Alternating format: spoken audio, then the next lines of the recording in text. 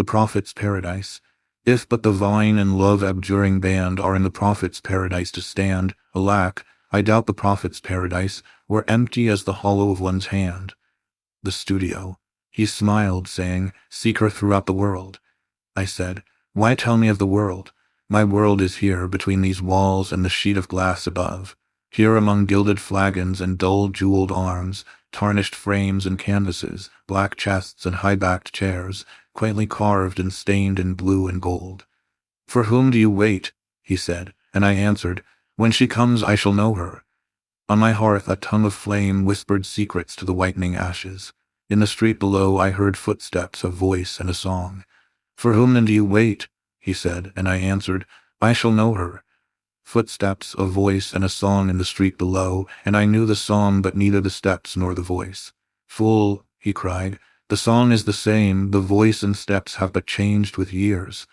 On the hearth a tongue of flame whispered above the whitening ashes, "Wait no more, they have passed, the steps and the voice in the street below." Then he smiled, saying, "For whom do you wait? Seek her throughout the world." I answered, "My world is here, between these walls and the sheet of glass above, here among gilded flagons and dull jeweled arms, tarnished frames and canvases, black chests and high-backed chairs, quaintly carved and stained in blue and gold." The phantom of the past would go no further. "If it is true," she sighed, "that you find in me a friend, let us turn back together. You will forget here under the summer sky." I held her close, pleading, caressing. I seized her, white with anger, but she resisted. "If it is true," she sighed, "that you find in me a friend, let us turn back together." The phantom of the past would go no further. The sacrifice.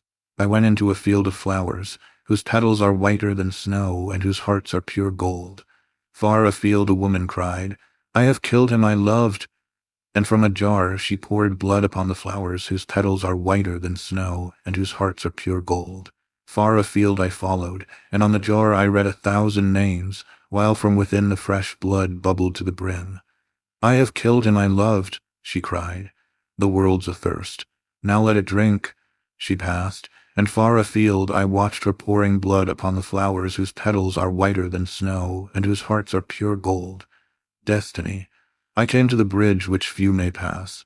"Pass," cried the keeper, but I laughed, saying, "There is time," and he smiled and shut the gates. To the bridge which few may pass came young and old. All were refused. Idly I stood and counted them, until, wearied of their noise and lamentations, I came again to the bridge which few may pass. Those in the throng about the gates shrieked out, "He comes too late!" But I laughed, saying, "There is time." "Pass," cried the keeper as I entered, then smiled and shut the gates. The throng. There where the throng was thickest in the street I stood with Pierrot. All eyes were turned on me. "What are they laughing at?" I asked, but he grinned, dusting the chalk from my black cloak. "I cannot see. It must be something droll, perhaps an honest thief."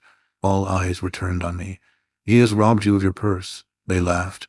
"My purse," I cried. "Pierrot, help, it is a thief." They laughed. "He has robbed you of your purse." Then Truth stepped out, holding a mirror. "If he is an honest thief," cried Truth, "Pierrot shall find him with this mirror." But he only grinned, dusting the chalk from my black cloak. "You see," he said, "Truth is an honest thief. She brings you back your mirror." All eyes were turned on me. "Arrest Truth!" I cried, forgetting it was not a mirror but a purse I lost, standing with Pierrot there, where the throng was thickest in the street. The jester, "Was she fair?" I asked, but he only chuckled, listening to the bells jingling on his cap. "Stabbed," he tittered.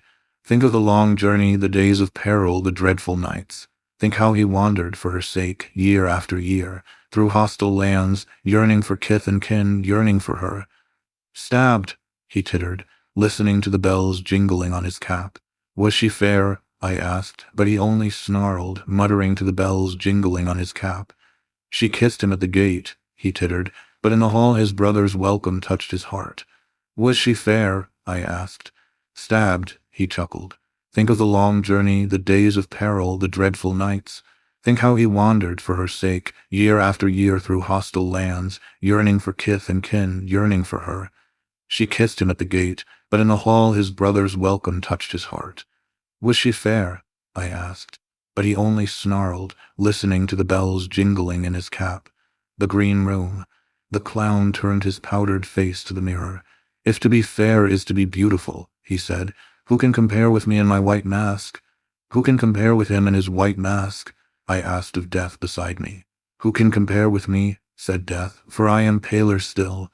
You are very beautiful, sighed the clown, turning his powdered face from the mirror. The love test. If it is true that you love, said Love, then wait no longer. Give her these jewels which would dishonor her, and so dishonor you in loving one dishonored. If it is true that you love, said Love, then wait no longer. I took the jewels and went to her, but she trod upon them, sobbing. Teach me to wait, I love you. Then wait if it is true, said Love.